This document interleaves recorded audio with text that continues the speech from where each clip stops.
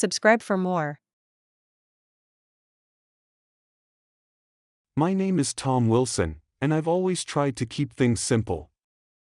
For 30 years, I worked hard to build something that meant something to me, but my daughter Emma never cared to understand it. She thought of me as nothing more than an old man who couldn't keep up with her life, her world, or her perfect Instagram feed. This wasn't always the case. In the past, Emma looked up to me and was appreciative for everything I did for her. That's something I recall. But at some point, everything changed. She moved from being my favorite person to someone I didn't know. I used to own a beach house in Malibu that was worth $3 million. It wasn't just a house to me, it was the result of all my hard work and the thing that made me proud. I didn't buy it with a gift or a trust fund. I worked hard and saved money every day. I made sure that Emma always had everything she needed. But it seemed like that wasn't enough anymore.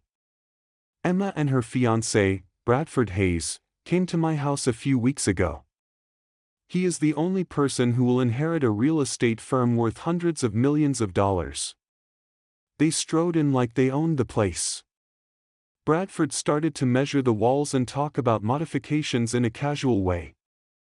"Maybe we could start working on the plans while Dad is still here," Emma said, adding to the discourse. "I haven't gone yet." My daughter thought she could make plans for my house without even asking me first. She was already thinking of this place as hers, something she would leave to herself. At that time, I realized what was going on. I wasn't only losing my daughter. I could have lost all the work I had made. As the weeks went by, I saw more and more signs. There were small things that started to come out, like Emma calling my beach house the family property and future inheritance. But the last straw happened one night when I had dinner with Emma and Bradford. They were sitting there and chatting about how they were going to take over the house after they got married. Bradford, who has a perfect smile and a Lamborghini that costs $350,000, said, "I think it's time for the property to be given to someone else. Maybe something that will be better for you in the future." For some reason, I couldn't stop thinking about the word appropriate. What did that mean? Did they not believe the house I worked so hard to earn was good enough? Did I not satisfy their standards? The next day, Emma texted me. It was rude, but it got the job done. "You must leave the beach cottage by the following Friday. We are changing the locks and making the upgrades go faster. I've already called a realtor buddy of mine to help you discover something that fits your budget better." How much money do I have? As I looked at the words on the screen, they started to make sense. She really thought I needed her help with something. I wasn't going to argue. No, not just now. I didn't waste any time calling Emma. She was about to miss the call completely when she picked up the phone and answered it in an angry voice. "Hey, Dad. How are you?" She also said that I said in a calm voice, "Emma, we need to talk about this." There's nothing to talk about. It's time for me to calm down and start building my life. You can't expect me to wait forever while you create room for me. It is something that the family owns. The next generation should get it. The following generation I owned the land, the business, and the house. It was just family property for her to claim all of a sudden. I tried hard to keep my place. What will happen if I don't leave? She started laughing. "Dad, you need to face the facts. You don't have enough money saved up to maintain up a $3 million residence. The strain of property taxes alone is probably what is bringing you to your knees. This is good for everyone. It's better for everyone." She was sure of that belief. I looked out my kitchen window at the sea. I couldn't stop thinking about what Emma had told me. She had no way of knowing that I wasn't who she thought I was. She thought I was the poor old lady, but she was wrong. She thought she knew who I was, but she was wrong. She didn't know that I had spent years building Ocean View Holdings, the company I started in my spare time and had been quietly turning into a property empire that would make her fiancé's family seem bad. She didn't know that I owned a lot more than just the beach house. She didn't know how many houses I owned, how much money I made, or how well I had planned for my future. But that was about to change. I didn't want to talk. I didn't mean to beg. I had other things on my mind. Big plans. Emma was going to learn something essential about a certain circumstance. She would never forget that lesson. I went to my office, opened a filing cabinet that Emma had never seen before, and took out the papers that I had kept for years. Documentation about buying property, letters from banks, business ideas, and the most important thing of all, proof that I was not the person she thought I was. I took out my phone and made the first of 3 calls that would change everything. I said to my lawyer, "Margaret, I need your help." It was like this. I was sick of pretending to be the sad old guy in her eyes. I wasn't going to let Bradford and her think they could take what was properly mine anymore. I needed to show them who I really was. But they had no idea that anything was going to happen. I went to my office, unlocked a filing cabinet that Emma had never seen before, and took out the papers that I had been hiding for years. Documentation related to the purchase of property, statements from banks, business ideas, and most importantly, proof that I was not the person she thought I was. I took out my phone and made the first of 3 calls that would change everything. I told my lawyer, "Margaret, I need your help." I had Margaret Anderson as my lawyer for 25 years. She knew me very well. She had handled the legal side of my business, my real estate deals, and a few personal matters here and there. But there isn't anything else quite as intimate as this. "Tom, I'm listening," she said. She kept her voice calm, but she sounded curious. I said, "I need you to get some papers ready, and I need them quickly. I want to make sure that everything is in order and that nothing can be challenged. We are going to go public." For a short time, Margaret didn't say anything. "What do you have planned for us, Tom?" "Here is a quote, I'm going to show my daughter the difference between inheritance and assumption." She let out a small whistle. "I get it now." "At what speed?" "Here is a quote, there are 24 hours in a day. I want everything to be ready and set to go, and I want it to be foolproof." "I get it. I will make sure that the paperwork is ready. Don't worry." I felt a little better when I hung up. That was only the first step in the process, though. I still had to make additional phone calls, which would start the whole thing off. The second person I called was James Taylor, who was the vice president of operations at Ocean View Holdings, the company I started and built from the ground up. It was a property management company that currently owned more than 200 high-end rental homes in 15 states. Even though the company had developed a lot over the years, I made sure to keep my involvement in it a secret. Instead of showing off my affluence, I liked to become involved. "Tom, it's been a long time. How is everything going?" James replied when he answered the phone. "I need you to speed up the Harrison Group deal right away," I replied. "I have to let you know that our plans have changed. The whole asking price for both properties in Malibu is just cash. I need to have this done in 12 hours. There was a little pause in the discourse before James said, "Tom, that's aggressive. But if anyone can make it happen, it's you. I will start working on it right away." "James, you know the routine," I said. "Now do it. There will be no exceptions." "I understand. It will be taken care of." The next person to be called was Dr. Patricia Brown, a family therapist that Emma and I had met briefly the year before. I hadn't talked to her in months, but I needed her help right then. "Doctor," I said, "Brown, this is Tom Wilson," as soon as she picked up the phone. "I need an emergency session first thing in the morning, and I need you to write down everything we talk about." She held off on doing anything. "Tom, what's going on here? Here is a quote. When we meet, I'll explain, but everything needs to be written down. This is serious. I'll see you again tomorrow."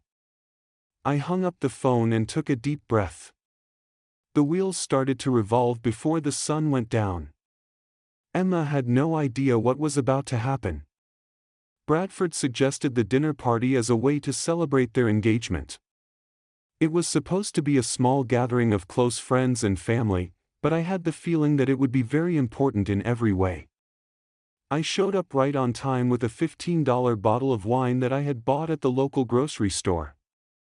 The clerk gave me a look as if I had done something wrong by buying it, but I didn't care. I wasn't going to act like someone else because this was my life and my world. "Daddy!" Emma ran over to me as soon as I got there, but I could tell from her face that she was scared. I could tell something was wrong since she was trying to hide it. She quickly took the bottle from my hands and gave it to Patricia Hayes, Bradford's mother. Patricia smiled politely but perhaps a little condescendingly as she responded, "Thank you so much. We'll just put this with the other things." Bradford walked in behind Emma, looking as sharp as usual in a suit that was probably worth more than what I made in a year. He smiled tightly and said, "Tom, it's so good to see you." I nodded my head. I smiled at him, but my eyes didn't light up as I told him congrats on his engagement. Emma turned to the group to steer the conversation back to the subject at hand. "Everyone, we've been talking about the future. The relocation to the new house will go smoothly and without any problems. We're getting everything ready for when Bradford and I move in." For a short while, the room was quiet, and the tension that was there was still there. They all thought I would stay quiet and smile and nod as I always do, but this time it was different. I looked around the room and saw that everyone was utterly clueless of what was going to happen. They had no idea that I had worked hard for years to build my business, my wealth, and my legacy. "Everyone, I have something to say about the house," I said loudly so that everyone could hear me. "Emma, I have been going through the papers you sent me." She stopped moving. I didn't care at all when Bradford looked at me. I had been looking forward to this moment for a long time. I read all of the papers. My voice was calm, but forceful when I said, "I have a few questions." When Bradford took a stride toward me, I attempted to ignore him. "Tom," I continued, "I think there has been some sort of misunderstanding. The house has been in Emma's family for a long time, right? All we have to do now is make it an official deal." I put my hand up to stop him from doing that. "I bought the house in 2009 with my own money," he said. The room was utterly silent. I could tell that Emma's face had gone absolutely white because everyone was looking at me. "Emma," I said in a low voice, "do you have any idea how I could afford this house? Do you know how much money I've spent on taxes and upkeep? Here is a quote." Emma's voice started to shake as she tried to calm herself after the shock. "Father, you've always been so private about these types of things." I didn't think, I cut in. "No," I said. "You didn't think. You are making an assumption. You thought that this house and this life were just given to me. But it hadn't been." I turned my head toward the group of people. "This house is mine. I worked hard for it and built it. I won't give it up for anyone, not even my own daughter." There was a lot of tension in the room. I could see that Emma's friends and family didn't like me very much. They thought I was being childish, petulant, and even mean. But they couldn't understand. They didn't know anything that had happened. Emma's voice shook as she spoke. "But Father, you've always said that the house was just a house. We've spoken about this before. It's just property. It's just money. I took a big breath with my nose and gently let it out through my mouth. No, Emma. It doesn't just apply to real estate. I'm not just an ordinary person who happened to be at the right place at the right moment. I am a person who has worked hard and given up everything they could to make sure you have what you needed. On the other hand, I made sure to build something for myself that no one could take away from me. As the night went on, it became clear that Emma's mind was racing. She had no idea how deep the hole she had dug for herself had gotten. After she read the papers that came the next day, she would really comprehend the difference between inheritance and assumption. But she was too proud to ask the most important questions at that time. By morning, I had everything ready. The documentation would be delivered by noon, after Margaret made the call that started the legal process. Ocean View Holdings was ready to move quickly on the deal with the Harrison Group. I was already selling my homes to the highest bidder with no questions asked and simply cash. I was about to sell the Malibu mansion and all of my other properties. Emma still had no idea what was going on. It was strange and bittersweet to finally be in charge and have authority over a situation. It wasn't meant to get to this point, but sometimes you have to teach people a lesson the hard way. I was at my desk, and I could see the ocean through the window. It had always been my view, my escape from the world. For years, I had watched the morning waves, which were always the same, just like my profession. I have never been happy with anything in my life. I worked hard, saved my money carefully, and made choices with purpose. Emma never figured that out. She got all she wanted without having to work for it or pay for it. The last set of papers that would change everything arrived with the courier. The letter from Bradford's family's lawyer looked formal and polite, but it was essentially a hidden threat written in legalese. A threat to take away my house, my life, and my hard-earned safety. With only one stroke of the pen, I opened the letter and looked at what was inside again. That didn't surprise me at all. I knew this would happen. Emma had been putting a lot of pressure on me to give in for months by going around and around. But I wasn't going to give up. This time, it's not like that. I looked at the clock after I placed the letter down. The time had come. The arrogance I saw in their eyes the night before was also there at the dinner party the night before. Emma and Bradford thought they had already won. They thought they had a right to all I had worked hard to get just because it was their time. But they didn't realize that I was more than just an old person with a beat-up Ford pickup truck and a $15 bottle of wine. I had quietly built an empire, and I wasn't going to let them take it away from me without a fight. The call came in right at 2 o'clock. Everything was ready because Margaret had already taken care of getting the paperwork ready. There were no problems with the sale. It was done. Both my beach house and Emma's apartment complex had been sold, and the sale was over. I took advantage of the chance to celebrate Emma and Bradford's engagement while they were having friends and family over that night. They thought they knew everything about me, but the $15 bottle of wine I brought to the table was the perfect example of how little they knew. The truth was that I no longer wanted to play along.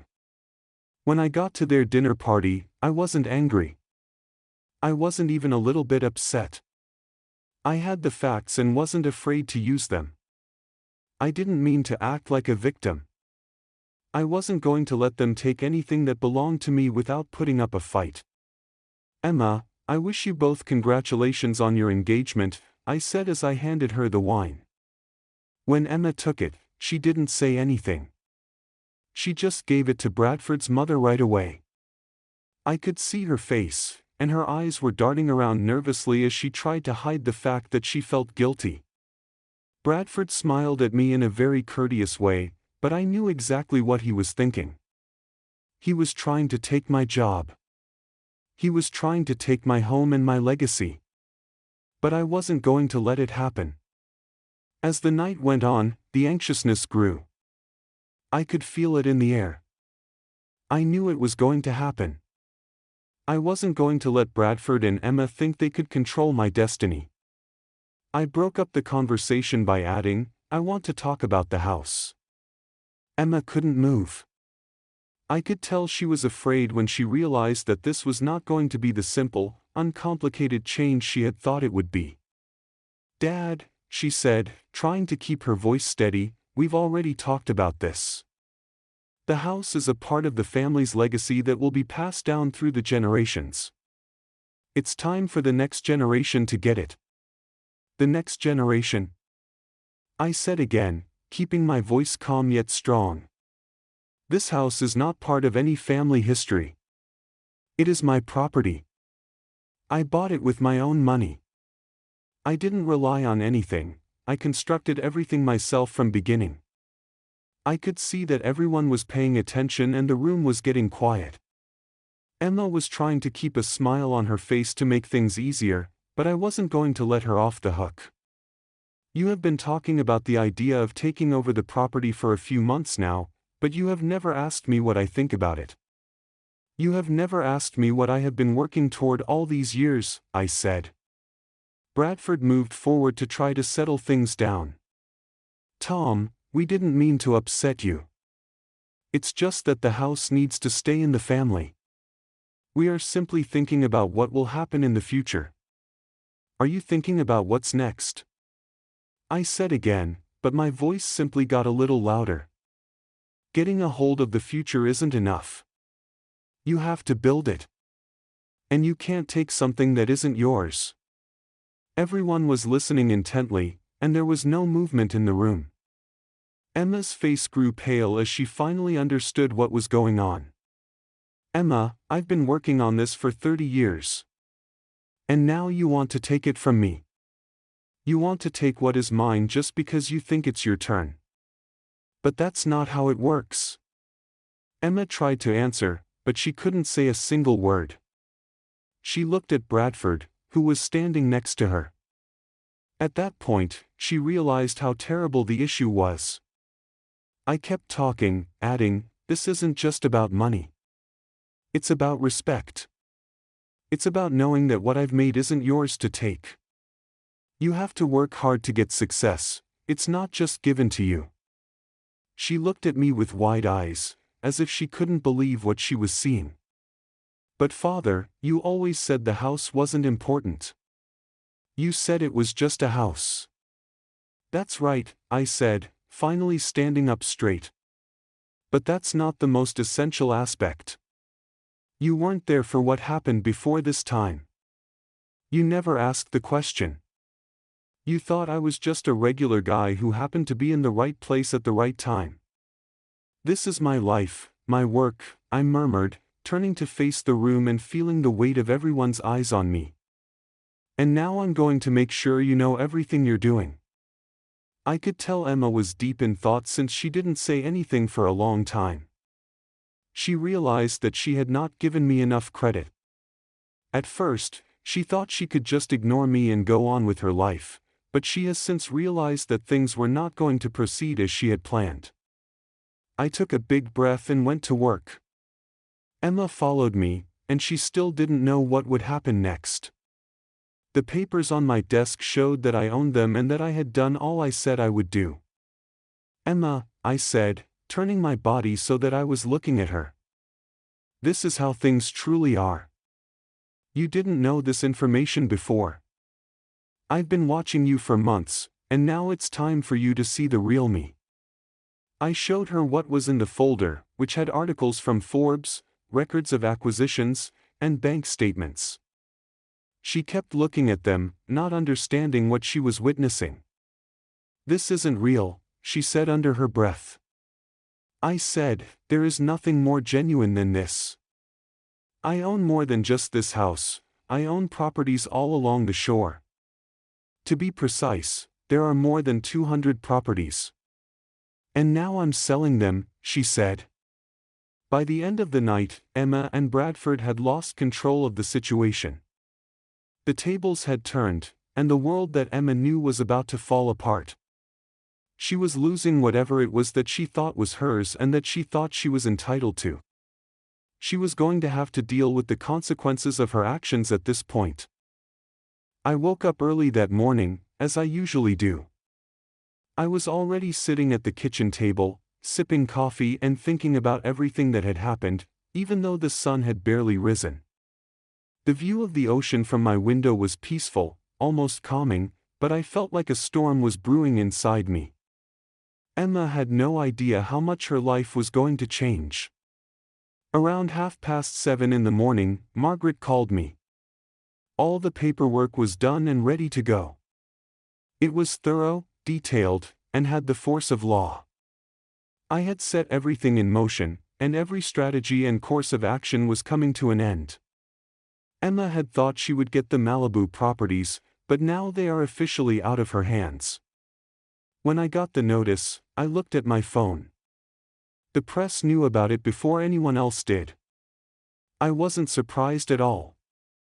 What started as a simple disagreement between family members turned into a very complicated situation.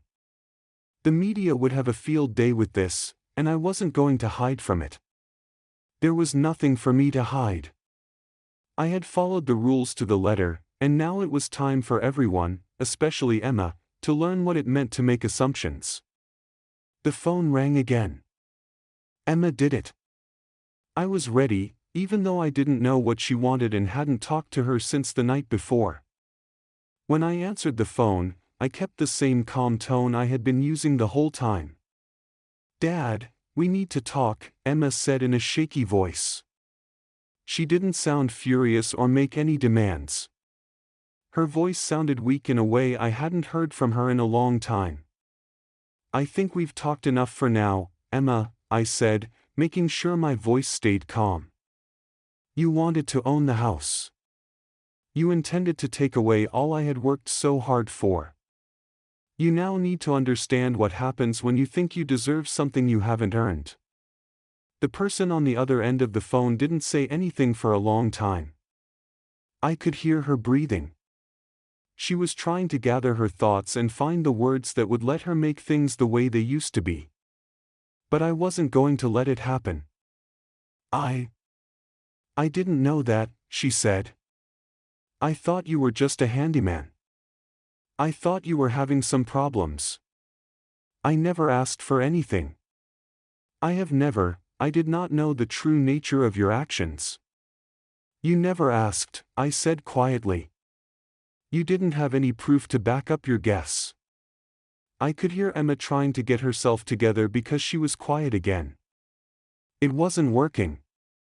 She was starting to realize how serious her actions were, but there was no way to go back in time. "I'm sorry, Father," she said, her voice shaking. "I've done a terrible job of this." I said, "Emma, you have hurt a lot of people. But most of all, you have hurt yourself. You were going to steal from me. You didn't care about what would happen if you took what was mine, even though you wanted it. And now you have to cope with what you did." As the day went on, the effects of the dinner party from the night before were becoming worse. Emma's Instagram account, which used to be full of the controlled perfection of her life as an influencer, was now in free fall. There were a lot of comments, and none of them were good. People couldn't get enough of her, even though she was famous for all the wrong reasons.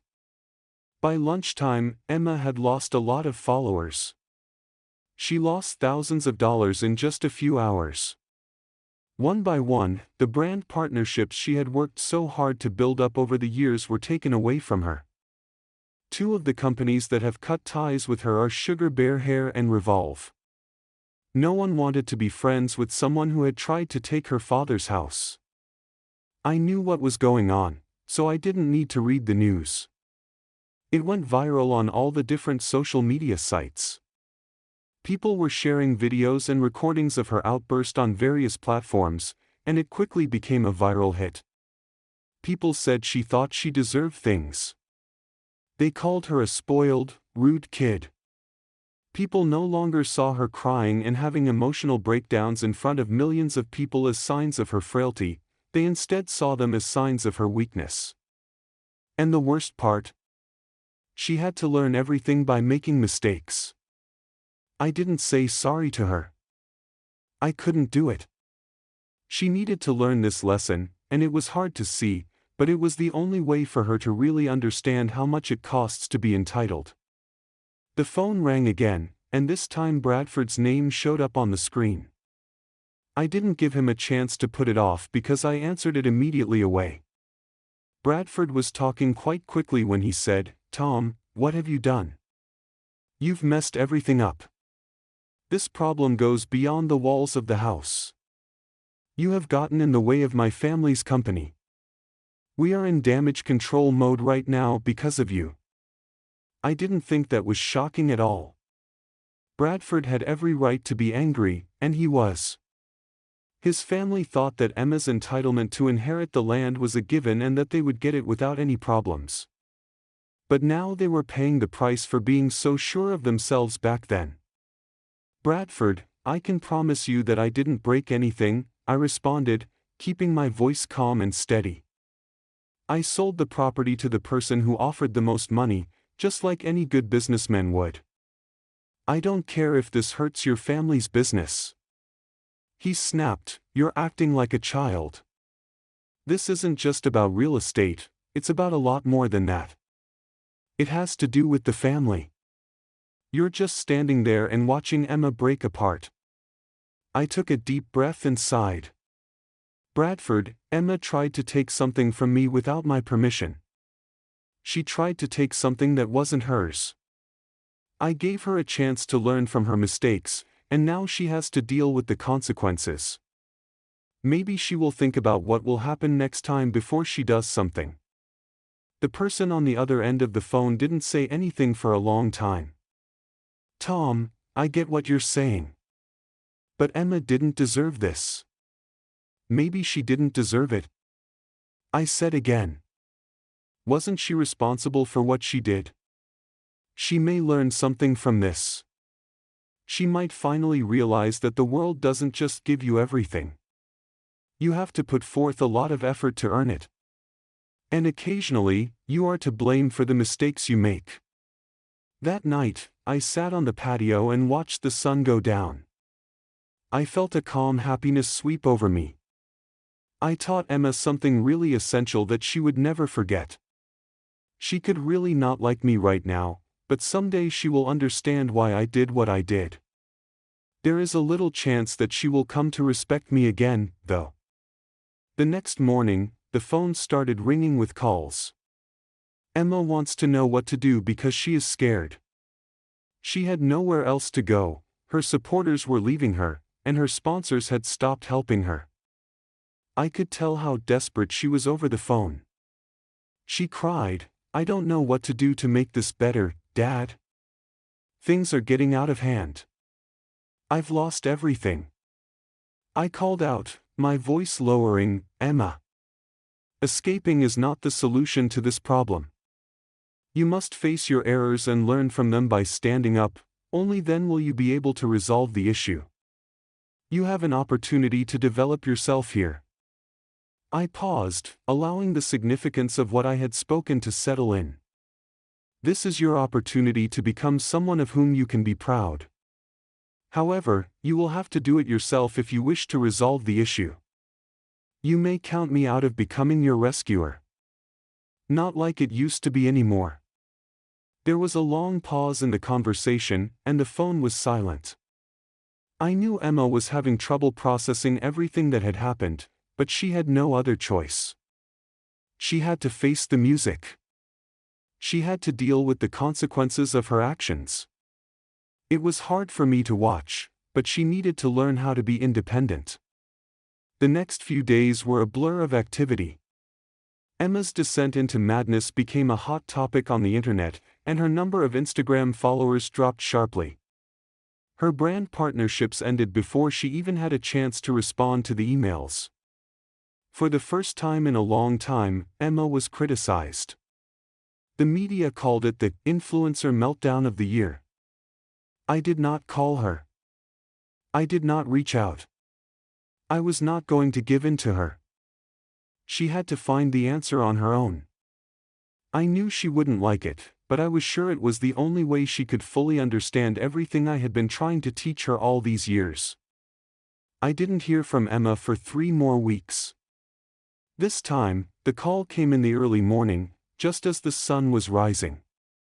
When I saw her name on my phone, I wasn't surprised, but I was surprised by the change in her voice.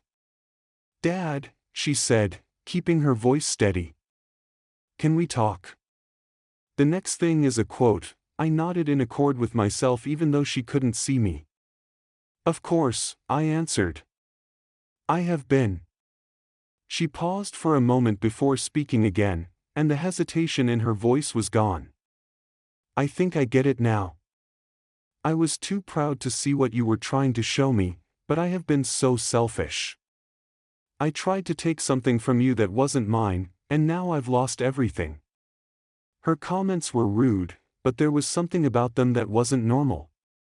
I could tell from the tone of his voice that he was being honest. It had been a few weeks since I had felt like I was talking to my daughter instead of the spoiled, entitled woman who had tried to steal my house. Emma kept talking, but her voice was quieter now. "I'm not sure what I can do to fix this," she said. "But I know I can't keep living like this.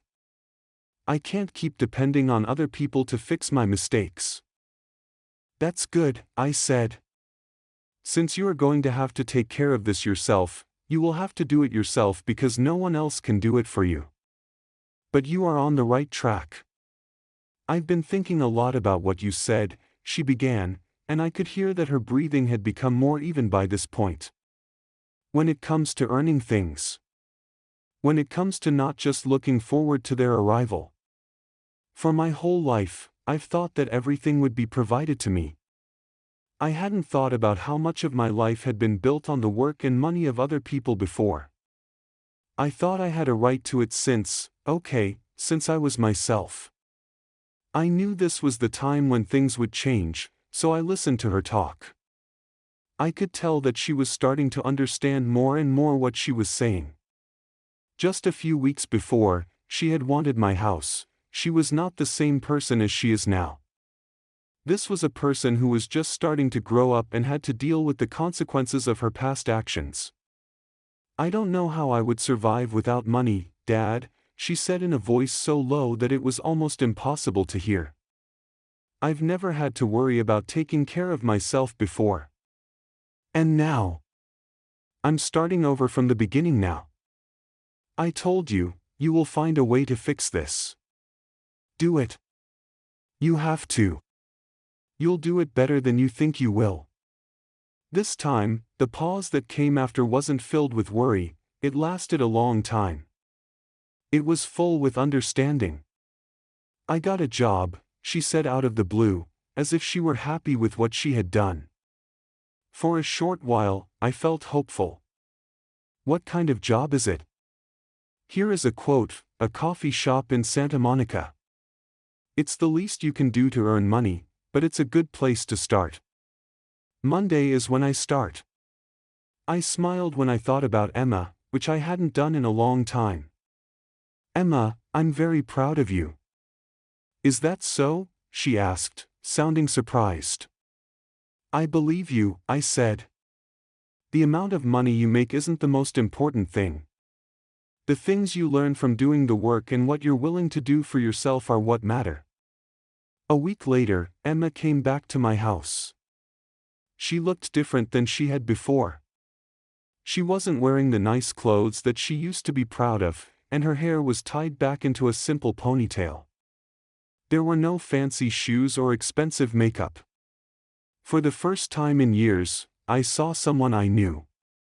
She looked like a normal 28-year-old. She strolled out when I was sitting on the porch, and her hands were in her pants pockets.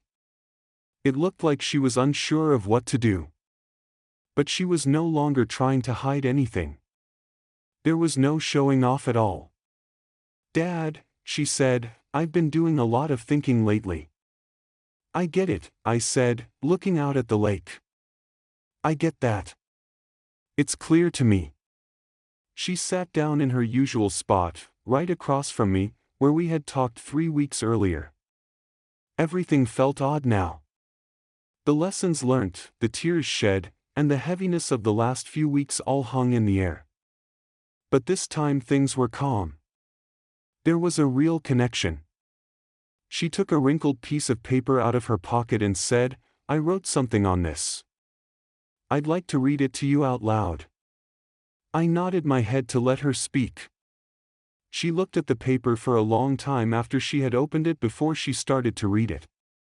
"Dad," she read loudly, "I tried to take your house 3 weeks ago because I thought I deserved it more than you did. I thought you were a bad person who got lucky and got rich, and I thought I was a good person who got taken advantage of. I was wrong about everything." I looked at her without saying anything. This young woman had not tried to steal my house before. The girl who had tried to steal from me was not this one. This was a person who was starting over in life and finally taking responsibility for her actions. She stated in a calm voice, "It took me 28 years to accept everything you gave me without ever asking how much it cost you.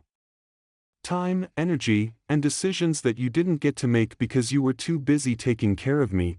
That's not all there is to it. I never said thank you because I thought I deserved everything you had to give. I felt my heart start to warm up to them. I never thought I would get this as an apology. I didn't think she would agree to everything so quickly. I knew she had a long way to go. This was just the start. Over the past 3 weeks, I have learned something," Emma said as she looked me in the eye. "I learned that I am stupid when it comes to knowing how to do anything. I can't budget because I've never had to worry about money before. I can't cook because I've always ordered food to be delivered to me. I can't clean because I've always hired someone to do it for me. I can't work through problems because you always worked them out for me." She folded the paper back up and looked at me for a moment before saying, "I'm not asking you to take me back. I don't want anything else, like money or help of any other kind. Please give me the chance to learn how to be someone you can be proud of." I leaned back in my chair and thought about what she had said. What would that look like? Finally, I spoke up and asked the question. She said, "I don't know yet, but I do know what it doesn't look like. It doesn't look like I'm trying to grab something that doesn't belong to me. I don't think I'm expecting other people to pay for the choices I've made. Also, I don't think you have to treat me a specific way just because you are my father." It wasn't a perfect apology, but it was a step in the right way. Emma has the chance to start anew and build her life back up. This time, she wasn't doing it for anyone else. She was doing it for her own good. I kept my voice calm and said, "Emma, I'm proud of you." My tone was warm. "You're learning right now. That's all anyone can ask for." "I appreciate it, Father," she said with the first real smile I had seen in a long time. The next week, she came back, but this time she seemed to have a new energy about her. The woman who was trying to take my house was not the same woman as her. She was a woman who was working hard to make sure her future was secure, and she was starting to understand how important both what she had now and what she had lost were. We went out to lunch that night, just like we had done many times before all of this started. But this time was different. Emma paid the tab, and I wasn't going to let her forget it. I said, "In my opinion, I think the food here is only good enough for minimum wage. Don't you agree?" Here is a quote. She laughed in a way that was authentic to how she felt. Agreement. I knew this was the time as we sat there at a small table eating plain food. I had been waiting for this moment for a long time. She didn't only want to say sorry, she wanted to learn what it was like to live in the real world, without the comfort of feeling entitled and thinking that everything will always be given to her. At that moment, I knew that everything had changed. I could have been the one who taught her the hardest lesson of all, but she did it on her own. Please let me know in the comments where you are watching this story from.